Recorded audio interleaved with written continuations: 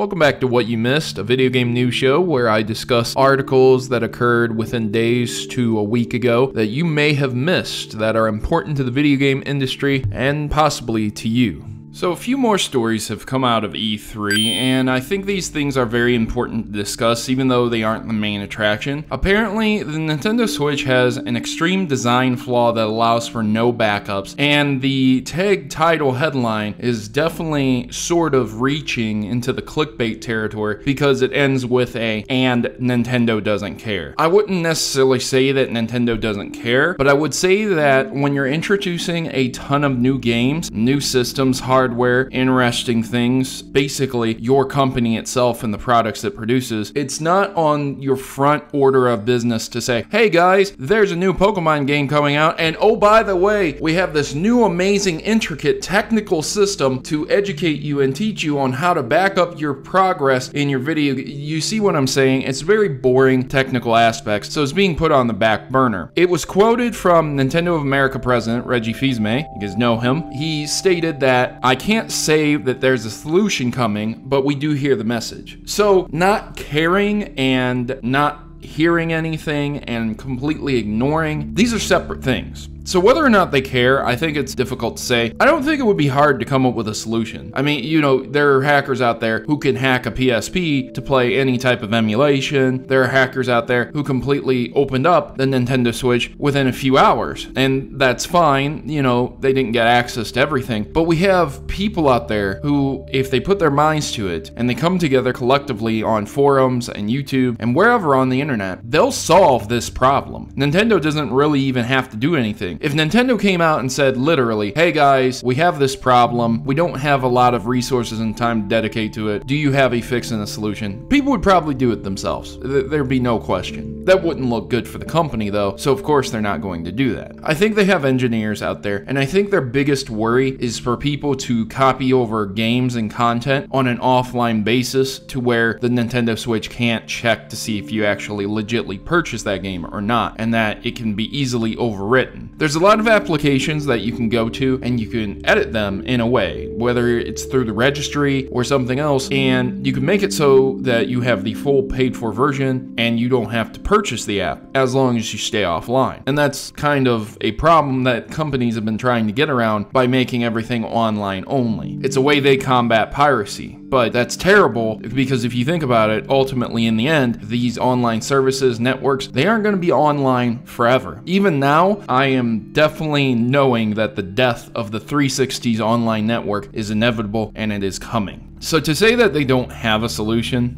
I seriously doubt that. It's not that hard to take one file and copy and paste it over. I don't care how complex or unique your operating system is. It does not take that much to take one file and make a copy of it on another location. That's one of the easiest things to do when it comes to programming. Again, I'm not a PC master, I'm not a massive power user, but I know what I know, and I know that that's simple. So the next thing I wanted to cover was E3 2017. Bringing more Wii U games to the Switch is an active discussion for Nintendo. Quote, what we are internally resisting is just a pure port. So yeah, the internal conversations we have is that on one hand, the development teams would love to showcase their content to a wider base, and certainly in short order, the install base on the Nintendo Switch will be larger than that of the install base we ended with on the Wii U. Quote, so there is an opportunity. So there is that opportunity. What also drives the discussion though is what more will there be? Meaning, let's take Mario Kart 8 Deluxe as an example, he continued. It needed to be the definitive version of that software for the consumer to be excited as they are. Pokken Tournament Deluxe with the additional fighters, the additional Pokemon that was important for it to be an element of the game. What we are internally resisting is just a pure port versus thinking about how not only do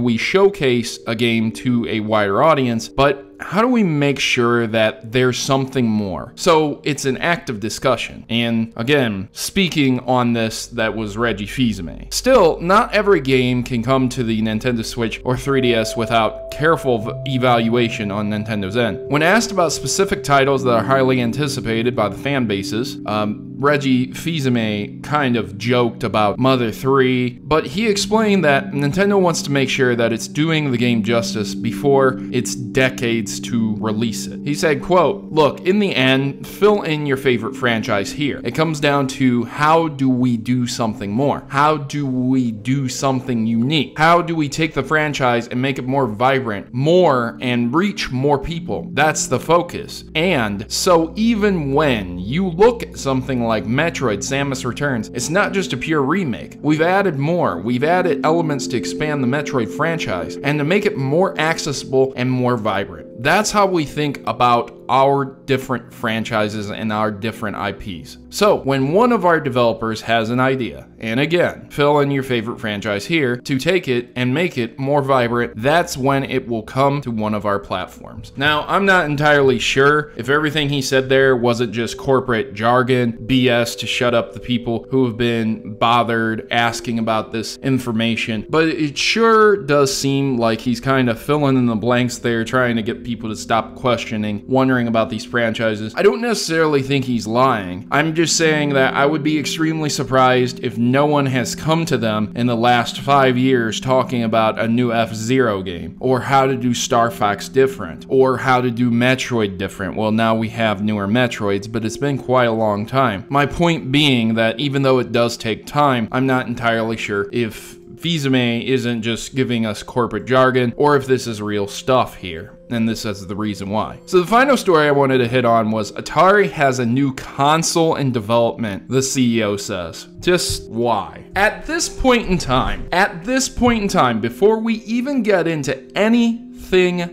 else, we have so many consoles and PC counterparts on the market that would really adding another console to anything make a difference? Does Atari really think they can carve out a piece of the market anymore? The company filed for bankruptcy in 2013. You know about that? They gave away their IPs and logo and was purchased by a businessman and current CEO Frederick Chesnaus. The CEO's name is Frederick. Anyways, the individual was speaking and quoted saying, quote, "We're back in the hardware business," explaining that company is working on a new console. An Atari box teaser website was launched earlier this month, fueling the speculation that this is coming true. So he confirmed that it was legitimate and not fake news, and he wouldn't go into the specifics or say the new unit is currently in design phase and would be based on PC technology, and he promised more info soon. Now, with that said, I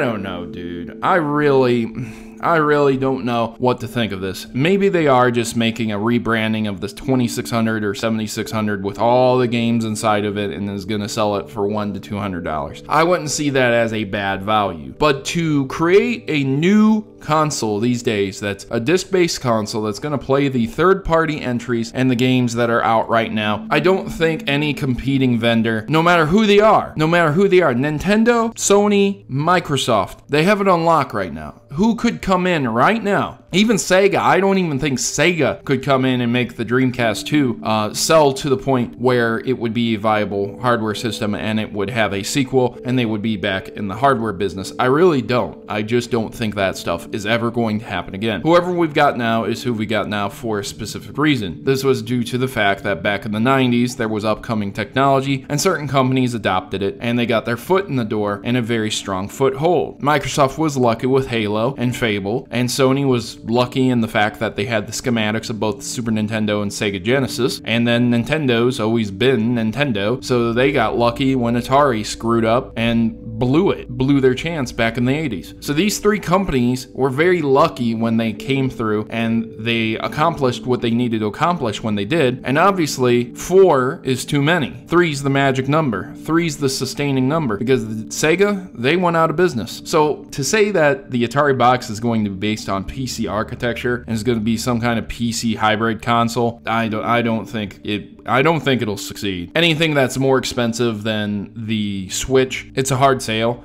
Anything more expensive than the PS4 Pro and Xbox One X, which is at $500, almost impossible. Don't forget about $599 US.